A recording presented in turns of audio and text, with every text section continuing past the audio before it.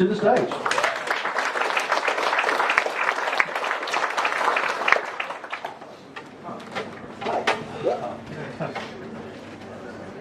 Are you pushing mute? I am. It says low battery. Maybe I should just swap this in. Hi. Cool. All right, everyone can hear me? Last time I got told that I was a bit quiet. I got told by one of the DevOps guys at work when I was describing this talk that I'd be in big trouble tomorrow if I didn't use the pun on the first page here. If anyone's not familiar with Jacob's ladder, that's the pun. I've been working on tooling for a while, specifically around front-end tooling, and a lot of the capabilities that have been given in AWS Lambda have been interesting. This talk will cover kind of the problem space that I'm looking at and maybe a possible solution. We'll see. I don't know whether people will agree at the end of it that it is a possible solution, but we'll see what we get to. So first up, hi, I'm Jacob. I'm a software engineer. I work at domain.com.au. And at the moment, I'm doing a lot of developer tooling work.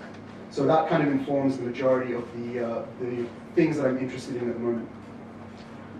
So what we're going to focus on today is some of the challenges involved in providing front-end components and front-end work to a company. So if we start with what a code base usually looks like as we see it progress through a company, usually we start with a monolithic code base. We begin with just one place that all the code lives, and we build it up over time. We add more code to it. We start adding and adding and adding and adding. Eventually, what do they look like after a couple of years? So for some companies, they still have a monolith. And this is fine. For some people, this works. Maybe it's your only business, maybe it's the only aspect of your business, or whatever. For some people, we end up with a bowl of spaghetti. We have all of these internal objects referencing all of these other internal objects without any concept of encapsulation. And this is obviously an issue. And for some people, we have a totally different form of spaghetti, where everything is broken out into microservices, and everything is its own area and its own kind of concern with the data encapsulated. These obviously all present different challenges to provide components for. So a lot of my focus is on React and React.js, and being able to provide universal server-side rendered React components. And you can see, when you've got a single code base, provided that code base is in something that allows you to server-side render a JavaScript component, there's not really much of an issue. You write your components in the code base, you render them as part of the code base, you send them out. If you have a code base that doesn't allow server-side rendering of JavaScript, you have more of an issue. If you have a really, really complex, convoluted code base, then finding all the different places where you might need to server-side render something and updating over changes and all that kind of stuff becomes a pain. And a microservice code base, well, microservice company basically presents its own massive difficulty. And I'll go through some of that as we go now. So what happens to the front end as we kind of move through the life cycle of a company and we grow a code base? So initially, there was a lot of interest starting on component modules, initially from Bower, eventually through NPM, and we're happy to package things up external to the code base, push them up to some third-party site where we can pull them back down from where we want to install and run them, and that works okay. We've encapsulated all of this kind of specific function code just for the module that we're interested in. So how do we server-side render JavaScript on non-Node.js platforms? It's really, really hard. So specifically from a React perspective, there are a couple of language-specific React platforms that embed V8 or Rhino or something specific to the code base, something specific to the language that they're working in. But if you're working in a microservice architecture and you need this to run on a bunch of different languages, you've now added the operational debt of making every single language have one of these embedded runtimes that you can server render JavaScript components with. So you've added your operational complexity massively. This obviously isn't a great solution. And given that we've either got a single monolithic code base or We've got a bunch of different microservices, and we put in a rendering agent into each of the microservices. How do we update each of those components? How do we make that nested dependency tree updated everywhere we might use one of those server-rendered components? So it's kind of hard. You end up playing whack-a-mole. You update it in one place, but you need to update it in another place, and then in another place, and then in another place. And it ends up as never-ending. It's a really, really complex job that's frankly really boring to do, because you spend 2 or 3 days grabbing through a code base to find every instance of this component, change the version of it, run npm install again, run the test suite again, run your integration tests, push that up, next code base, same problem. So it sucks. It's a like almost unacceptable middle ground.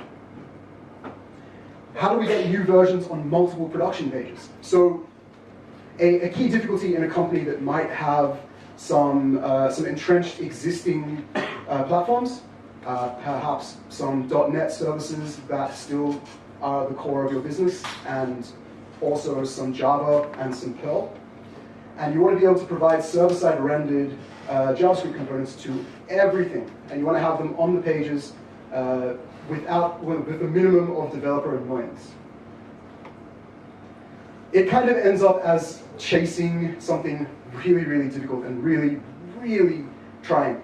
You can server-side render your component in a JavaScript ecosystem, pass the provided HTML with the relevant data bits put into handlebars or something, run that on the non-JavaScript client, pass them a bundle of JavaScript code, assume that everything works okay, and it never does. What do we do if something breaks? What do we do if we've pushed the wrong component to the wrong 1,000 services? So there's no good answer for this. You've pushed the wrong thing up to 1,000 services, you're back at the updating versions problem. You have to go to each service and either revert the commit and redeploy, or add a new commit that rolls back that change and deploy. It's a nightmare. And you're hoping that you've caught it at the time that you've deployed it, but you might not notice it for months. So these are all issues with how we deploy and manage front-end dependencies. So I like over-engineering things. So the next thing is a little bit of magic. So what are the important things we think about when we encapsulate something, when we take a function and we want to make it unnecessary to reach out to the outside world for the job that it has to do? We want things to work so that they always give the same response to the same data. We want things to work so that we can version them and make sure that we always get the same code when we call the same path. We want them to be available to anything. We don't want to have to say this is just a JavaScript function. So up till now, you could run 1 million EC2 computers and have each of them run some fleet of some server-side rendering, whatever. And this worked okay. It was probably pretty cost prohibitive, and your ability to kind of tell when you should be using it and when you shouldn't would also be limited by how long it takes you to spin up an EC2 instance and then spin it back down afterwards, which is where Lambda comes in as a possible solution. So I called it renderizer because names that don't have all of the vowels in them are popular. And the idea is that when all you have is a function that can be called and then dies, and has no persistent state internal to the function, everything starts looking like a stateless problem, for better or for worse. So the system that I've prototyped, again, for better or for worse, provides server-side rendering. So you make calls into the system with a particular packet, and what you get out are server-side rendered components with those the data that you sent with it interpolated into the component. You get back bundles of JavaScript. Getting CSS to work is on my to-do list. At the moment it uses Aphrodite, which is a Khan Academy in JavaScript styling program, which is actually very nice. They're all versioned. I found out today that AWS Lambda restricts you to a certain number of tagged lambdas, which means that if you want to version your lambdas more than, say, 20 times, you can't. So you're restricted to the last 20 versions at the moment. It's easy to roll back. So there are some things that we can do with how we set up this ecosystem that if we push out a change, and it turns out that that wasn't the change we wanted to push out, we can make a single change to the table where the reference to the lambda is stored, that means that nothing else will get it in production. So then we're just looking at how long it takes our cache to time out, essentially. And it's easy to mark components as staging components, unstable components, production-ready components. The way that the system functions, it's very easy to find different configuration steps that work for your requirements. So how does it work? Really complex kind of AWS graphic. If we start up at the build machine in, I think, top left corner of the screen, the idea is that when a developer is working on code, at some point it passes code review and it passes whatever local tests you run, and it passes CI and it passes everything. You push it up to a build server on a merge, probably automatically from a merge to master with your versions already set and everything like that. The build machine runs some process and triggers sending all of this information. It basically bundles up all of the JavaScript and pushes it to S3 and creates a Lambda that renders the component given props and pushes that to Lambda. Pushes to S3 and creates a Lambda? So it bundles up the JavaScript bundle that runs on the client and pushes that bundle to S3 so that you can get it again later and run it on the client. This is the build machine. This is when you've finished working on a component and you've released another version. So you've released a version, it will bundle the JavaScript for that version and store it in S3 so you can get it later. It will write a function that will render the component and push that into the Lambda so that you can call it later with props to get back HTML for that component. And then once it's done that, it will publish an SNS event, SN, a simple notification system from AWS. So that's over here. The SNS topic will trigger a Lambda. The Lambda will put the information into a DynamoDB table. The DynamoDB table is where something goes to look for the where the renderer is and where the bundles are. After that, when we receive a message from a client saying, I want to render this particular component, or I want to render this set of components, comes into the server that's doing the rendering, whatever language that might be. All that server has to do is make an HTTP request to a Lambda here, labeled conductor. That will take the props that are passed to it, call out in parallel to all of the different renderers, and return in parallel all of the different markup for all of the components requested, and return the paths to the S3 bundle that the client should put on the web page, so that you can rehydrate your state once you enter back into the page and the render is finished. It's, like I said, over-engineered and pretty complex, but it was a really, really fun way to build it. And it actually works surprisingly well, except for the fact that the closest Lambda that's available is in Tokyo. So the latency is basically unacceptable for anything in production. You're looking at between 600 milliseconds and a full second and a half of latency for any operation. We don't really care how quick things are in production. So, a demo. What I wanted to know is, without looking at the port numbers of the next two pages, can you guess what language the server that's running them is? So that's number one, and that's number two. Can anyone guess? PHP. I work on tooling, not design. So these are both pages that are written. The first one is an Express.js serving app. The second one is a Sinatra app in Ruby. They both have different templates. They both have different controllers, totally different languages, totally different servers.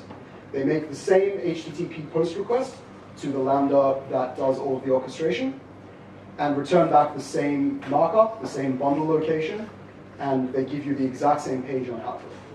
And you can see that it is dynamic, it does work.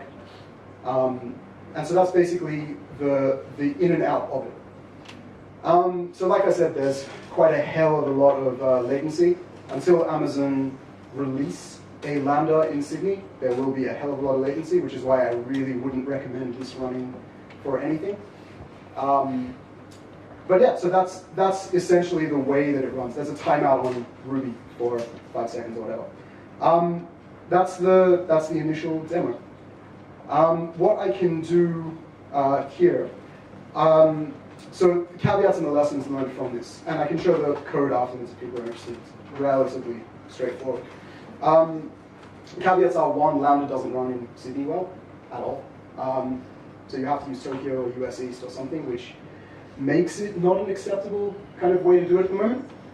It also doesn't keep your functions primed and ready to go. So if you don't run it for a certain period of time, it puts it to sleep, puts the container away, which means you've then got probably about a 3-second startup cost for every new call after something's gone to sleep. So you're probably writing functions to, like it's a cron job to ping your Lambda that does all the orchestration every now and then, which can also be a Lambda. So it's Lambdas all the way down. There's a lot of complexity that comes into it. This project initially started as a single Webpack project that could take an arbitrary bundle and return them. The motivation for the project is, rather than having to build an endpoint for every possible configuration set of components that you might want to serve to a page, you want to be able to give the ability for a developer to spin up a new template and a new page and request whatever you have available from your style guide to be rendered on the page.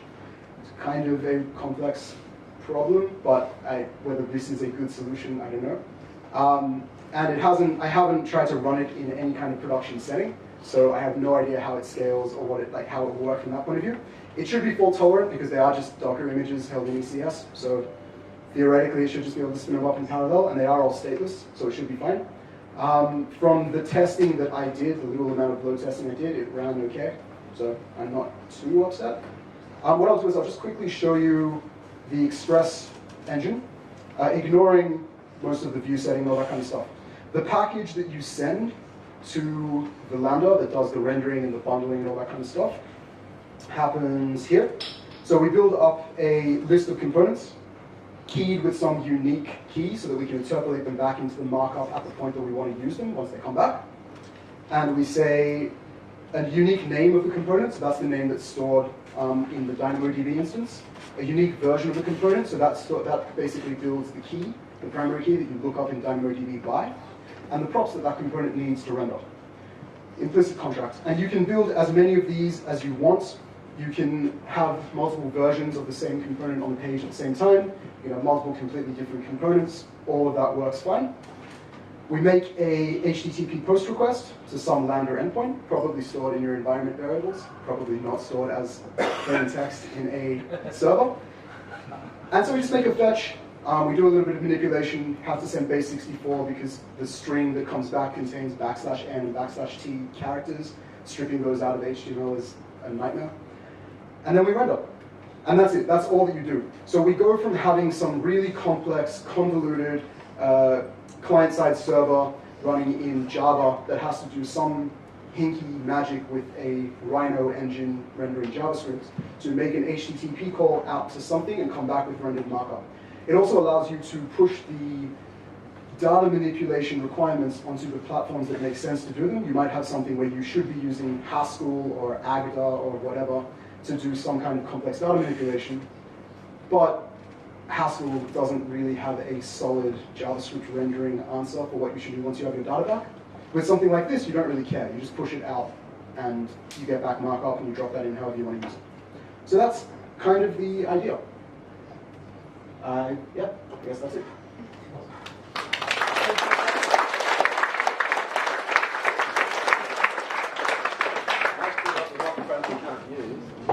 I can shout.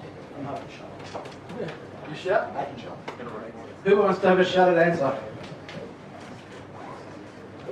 Hey, it's been a while since some people talked about AWS Lambda before, and particularly kind of escaped me, but like how hard would it be to work around, I guess, like if you... What do you mean to work? To work around what? If you weren't going to use AWS Lambda for like... Oh, you mean for reasons. anything? Yeah, So the specific implementation I have obviously requires Lambda for the way that it sets up things. It uses some other libraries. The idea is really simple. If you can set up some endpoint that allows orchestration of infrastructure to spin up and down Docker containers that contain isolated code, then this kind of idea will work with anything.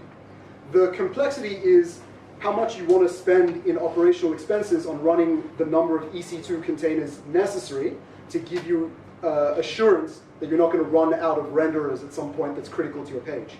There are obviously algorithms that Amazon uses for that, so I'm assuming that there are really smart ways to do it. I don't know, but it shouldn't be hard to prototype out something that does it.